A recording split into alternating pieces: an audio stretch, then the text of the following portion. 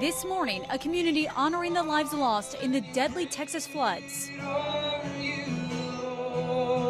Overnight, families in Caryville holding a prayer service to mourn the lives lost, many of them children, and show their support for each other.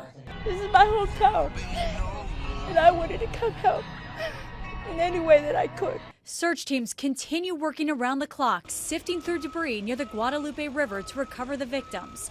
New video shows what's left of the Heart of the Hills Girls Camp just down the road from Camp Mystic. The property destroyed with cabins leveled and the office missing from the foundation.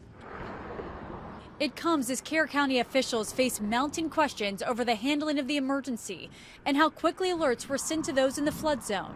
We're not running, we're not going to hide from everything. Those are important questions. We will answer those questions. I wish y'all would bear with me in that.